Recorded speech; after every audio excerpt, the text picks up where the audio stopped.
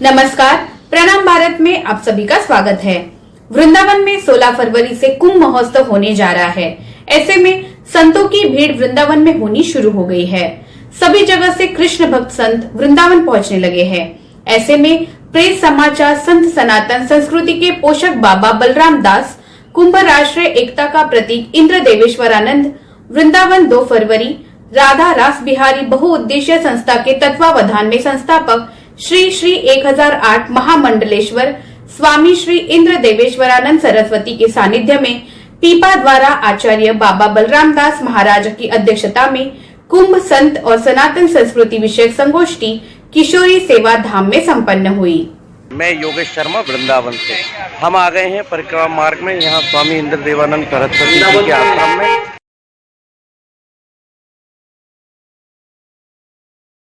लगभग 15,000 लोगों का वृंदावन में भी आपने इलाज किया है। कोरोना काल में लोगों को भोजन, उनका इलाज, उनके वस्त्र की व्यवस्था, उनकी आवास व्यवस्था महाराज ने यहाँ कराई। लगभग 2.5 करोड़ रुपए के अनुदान से महाराज ने वृंदावन सेवा की। आयुर्वेद संहिता जो कि हमारी एक सांस्कृतिक संस्कृति है, हमारी धार्मिक पद्धति है, उसके 400 विद्वानों के बीच में सबसे कम उम्र में आपने उस आयुर्वेद संहिता का वाचन किया। वाल्मीकि अष्टाध्यायी आप कंठस्थ है और मॉरिशस के राष्ट्रपति ने आपका मॉरिशस में सम्मान किया। जोड़ाताल स्वागत करें पूर्व महाश्री का। महाराश्री को वर्ष 2016 में महामंडलेश्वर की पदवी प्राप्त हुई। उनको मॉरिशस के राष्ट्रपति द्वारा सम्मानित किया जा चुका है तथा 2016 में उन्हें महामंडलेश्वर की उपाधि मिली। इस अवसर पर नगर पालिका परिषद के पूर्व चेयरमैन मुकेश गौतम ने कहा कि महाराज जी अत्यंत सरल, मृदुभाषी, कर्मठ एवं समाज की सेवा करने में सदैव तत्पर रहते हैं। उन्होंने कहा कि विगत कई महीनों से उनके सानिध्य में रहकर मैंने देखा कि वो रोगियों की सेवा करने में, दिन दुखियों का कष्ट दूर करने में प्रसन्नता अनुभव करते हैं। वृंदावन वास निश्चित रूप से उनके लिए, ब्रजवासियों के लिए, वो देशवासियों के लिए शुभ संकेत है। वो सच्चे अर्थ में राष्ट्र संत है। इस अवसर पर स्वामी जी ने सभी के प्रति आभार व्यक्त करते हुए कहा कि मैं आपका बालक हूँ, ब्रजवासी हूँ। मेरा जन्म दाऊ जी के पास एक ग्राम में हुआ था। अब मैं किशोरी जी की शरण में आ गया हूँ और ब्रजवासियों की तन मन धन से सेवा, भागवत कथा, राम कथा, धर्म और अध्यात्म के माध्यम से देश सेवा का व्रत लेता हूँ। और अभी कुछ दिन पूर्व गीता जयंती पर नव निर्माणाधीन आश्रम भागवत पीठ में पूज्य श्री पधारे, उनका मंगलाशासन हुआ, उनका उद्बोधन हुआ। एक बात मुझे याद आ रही है, जब मैं आ रहा था यहां पर तो अभी अभी गणतंत्र दिवस निकल करके गया है। गणतंत्र दिवस बहुत ध्यानपूर्वक सुनिएगा। और गणतंत्र दिवस भी कौन सा? बोले 72वां गणतंत्र दिवस। क्या ध्यान देंगे आप सभी श्रोत्रिय वृंद कि कौन सा गणतंत्र दिवस है? बोले 72वां। यदि 72 को योग करें, 7 और 2, आप सभी बोलिए ना एक बार, 9। ये 9 का अंक एक ऐसा है कि इस बार 7 और 2 72वें गणतंत्र दिवस को हमने राष्ट्रीय पर्व के रूप में मनाया। इतना ही नहीं, आप लोग जिन मोदी जी के शासन में है, सरकार में है, हमारे माननीय भारत के प्रधानमंत्री जो मन की बात करते हैं, उन्होंने भी अंतिम जो मन की बात की है वो भी 72वीं बात है। 7 और 2 9। जिस राम कथा को आप श्रवण कर रहे हैं, आपको कह दूं, राम श्री राम चरित मानस, यदि आप इसको ठीक से लिखेंगे और यदि गिनती करने बैठेंगे एक एक अक्षर की, श्री राम चरित मानस, इसका योग भी 9 बैठेगा। क्यों ना बैठे? क्योंकि जिस राम जी को आप सुन रहे हैं वो राम जी भी आए 9वीं तिथि मधुमास पुनीता, शुक्ल पक्ष अधिजित हरि प्रीता। वो भी आए 9 के अंक में, 9वीं में आए। इतना ही नहीं, मैं आपको कह दूं, ये 9 का अंक पूर्णांक है। श्री राम यदि 9 के अंक में आए, 9वीं में आए, तो हम ब्रजवासियों के श्री कृष्ण भी 9 के अंक में आए, 9वीं में आए। आप लोग आश्चर्य करेंगे, महर्षि हम दुनिया के लोग संसारी तो अष्टमी मनाते हैं, जन्माष्टमी मनाते हैं, और आप कहते हैं कि कृष्ण भी 9वीं में आए, ये कैसे संभव है?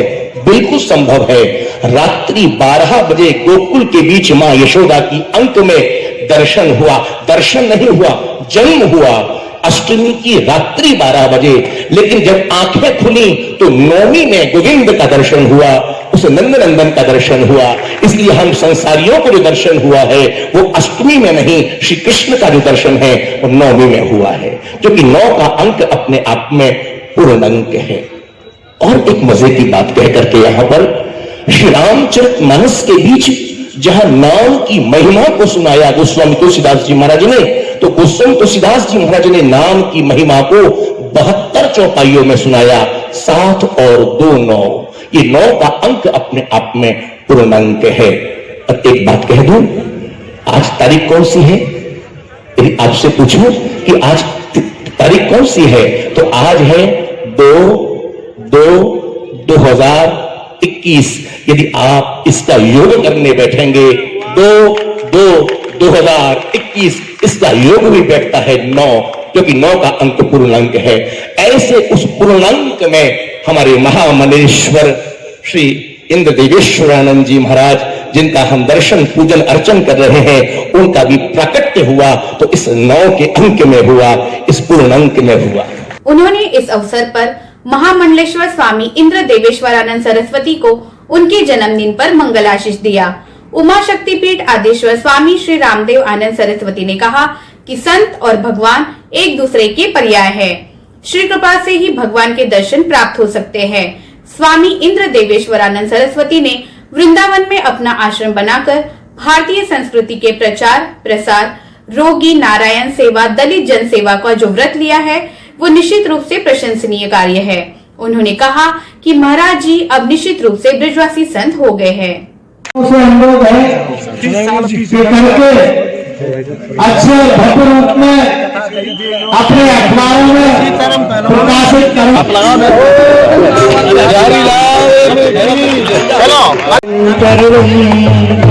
करें। आरती श्री रामायण जी, आरती श्री रामायण जी। कुंभ के बारे में बोलते हुए उन्होंने कहा कि संतों का दर्शन, उनके प्रवचन, आध्यात्मिक ऊर्जा आने वाले लोगों को उनके जीवन में सार्थकता प्रदान करेगी। भागवताचार्य विश्व विख्यात मारुति नंदन बागीश ने कहा कि महाराज श्री वाल्मीकि अष्टाध्यायी और यजुर्वेद संहिता के प्रकांड विद्वान है। उनका व्याकरण, दर्शन, वेदों का अध्ययन पर पूरा अधिकार है। उन्होंने कहा श्रीधाम वृंदावन धर्म, अध्यात्म, श्रद्धा एवं भक्ति का केंद्र तथा संत मनीषियों एवं विद्वानों की सराय है। इसी कारण बाहर से आने वाले संत वृंदावन में आकर भागवत, राम कथा और धार्मिक अनुष्ठान करके अपने आप को सौभाग्यशाली समझते हैं। हमारे साथ हैं इंद्र देवानंद सरस्वती जी। आइए मिलते हैं इंद्र देवानंद सरस्वती जी महाराज से। आप बताएंगे कि आपके यहाँ वृंदावन में किस तरीके के प्रकल्प चल रहे हैं, जबकि आपका जलगांव महाराष्ट्र में बहुत बड़ा विशाल आश्रम है ऐसा बताया जाता है। वृंदावन में इस कार्यक्रम या इस आश्रम को लेकर आपका क्या उद्देश्य है? हम लोग वृंदावन में सेवा भाव से आए हैं। कोरोना काल में हमारा आगमन हुआ है, तब सब जगह बंद था, तभी से हम आए हैं। और हमारा उद्देश्य है ब्रजवासियों की सेवा, ब्राह्मण संतों की सेवा। जितने भी रोगी हैं उनका निःशुल्क इलाज होना चाहिए। डायबिटीज है, कैंसर है, घुटनों का दर्द है, ये सारे रोगों के लिए हम काम करते हैं आयुर्वेद का, और व्यसन मुक्ति पर काम करते हैं। तो ये तीर्थ है भगवान कृष्ण का, यहाँ दूध दही की नदियाँ बही हैं और यहाँ लोग मदिरा पीते हैं, अंडा खाते हैं। तो बस वो मुझे पूरी तरह बंद करवाना है और तीर्थ को पूरी तरह पवित्र करना है। यही उद्देश्य लेकर हम महाराष्ट्र से वृंदावन में श्री किशोरी सेवा धाम, जहाँ पर ये कथा चल रही है, यह आश्रम अभी सेवाओं के लिए हमने अभी ट्रस्ट में खरीद किया हुआ है। महाराज जी, आयुर्वेद में आपके द्वारा इलाज किया जा रहा है, तो आयुर्वेद में क्या सारे लोगों का इलाज आपके द्वारा होता है? सृष्टि का कोई भी रोग जो है आयुर्वेद से ही पूरी तरह ठीक हो सकता है। आयुर्वेद करोड़ों वर्षों पुरानी पद्धति है और ये जो पद्धति दूसरी जिसको हम अंग्रेजी बोलते हैं 200 साल पुरानी है। तो आयुर्वेद हमारा सिद्धांत है, सृष्टि का कोई भी रोग पूरी तरह आयुर्वेद से ही जा सकता है और कोई रोग सृष्टि में ऐसा नहीं है जो आयुर्वेद से नष्ट ना हो। और हम जो है पूरी तरह से क्योर करते हैं चैलेंज के साथ। आयुर्वेद जो है हमारे ऋषि मुनियों का मृत देह को भी ठीक करने वाला है, ऐसे प्रमाण मिलते पुराणों में आयुर्वेद। महाराज जी, आयुर्वेद में आज पतंजलि जब ब्रांड नेम बना दिया है रामदेव जी ने और उनके सामने कहीं कोई नहीं ठहर पा रहा है, तो इसमें आप किस तरीके से देखते हैं इसे? पतंजलि का अपना काम है, अंदर हम लोग जानते नहीं पतंजलि क्या करते हैं, पर पतंजलि का भी देश में बहुत बड़ा काम उनका चल रहा है। उनकी वजह से भी बहुत सारे लोगों को निरोगिता प्राप्त हुई है, आरोग्य प्राप्त हुआ है। तो कौन क्या करता है वो नहीं पता, पर लाभ तो सबसे हो रहा है। तो आयुर्वेद आप मानते हैं महाराज जी कि ये एलोपैथी से कहीं बेहतर है और इसमें हर रोग का इलाज है? आयुर्वेद में हर प्रकार का इलाज है। आज तो मॉडर्न आयुर्वेद जो है एलोपैथी जैसी ही गति से इलाज करता है। पहले मध्यम गति से इलाज होता था।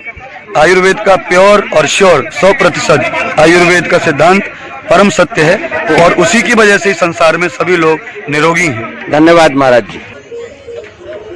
बोलिए श्री वृंदावन बिहारी लाल की जय। आज के आनंद महोत्सव की जय जय श्री राधे, जय जय श्री राधे,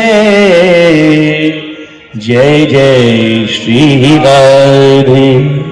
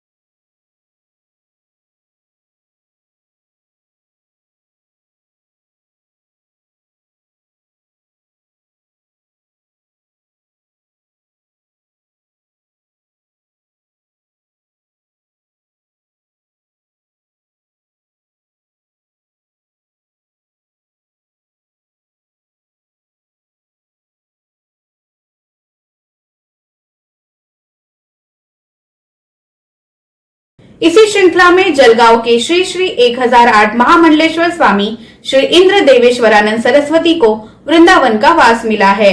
निश्चित रूप से ये सभी के लिए हर्ष का विषय है। समाज सेवी देवेंद्र शर्मा ने महाराज जी का जीवन परिचय बताते हुए कहा कि महाराज जी ने अपने जीवन काल में करोड़ों करोड़ों लोगों को मांस, मदिरा एवं शराब से मुक्ति दिलाई है और भारतीय संस्कृति के प्रचार प्रसार हेतु 24 देशों की यात्रा की है। उनके सानिध्य में 6 गौशाला और 100 कमरों का वृद्ध आश्रम महाराष्ट्र में संचालित है। वो आयुर्वेद पद्धति से निशुल्क इलाज करते हैं तथा वृंदावन में अभी तक लगभग 12,000 लोगों का वे निशुल्क इलाज कर चुके हैं। कि भाई संतों का दर्शन सहज नहीं मिलता। जीवन में 2 बातें सहज नहीं मिलती, एक है अन्न का कण और दूसरा है संत का क्षण। अन्न का कण मिले तो परमात्मा को धन्यवाद देना और संत का एक क्षण मिले तो ईश्वर को कोटि कोटि धन्यवाद देना। इस अवसर पर चतुर संप्रदाय के महंत फूलडोल बिहारी दास महाराज ने कहा कि वृंदावन का कुंभ सनातन और प्रामाणिक कुंभ है। जब जब हरिद्वार में कुंभ पड़ता है उससे पहले वृंदावन में कालिंदी नदी के तट पर कुंभ का मेला होता चला आया है। कुंभ हमारी धर्म, आस्था, संस्कृति एवं श्रद्धा का केंद्र बिंदु है। बिनु हरि कृपा मिल ही नहीं संता। जब तक हरि कृपा नहीं तब तक संत का दर्शन नहीं मिलता। एक यहां प्रश्न उठ गया कि यदि भगवान की कृपा का फल संत दर्शन है, बहुत ध्यान से सुनिएगा, यदि भगवान की कृपा का फल संत दर्शन है तो संत दर्शन जब मिल गया तो संत दर्शन का फल क्या है? अरे भाई, भगवान की कृपा का फल संत दर्शन है तो संत दर्शन का सीधा फल है कि उस परमात्मा भगवान के प्रति एक अनुराग, एक रति, एक प्रेम। भगवान के प्रति प्रेम हमारा नहीं हो पाता। दर्शन करने तो हम वृंदावन आते हैं, ऐसे कितने लोग हैं जो दर्शन नहीं करने आते? दर्शन सब करते हैं, लेकिन मैं प्रश्न करूं कि परमात्मा भगवान गोविंद के प्रति, बांके बिहारी जी के प्रति हमारा सच्चा अनुराग कितने लोगों के हृदय में है? ऐसे कितने लोग हैं जो ठाकुर जी से ठाकुर जी को मांगते हैं?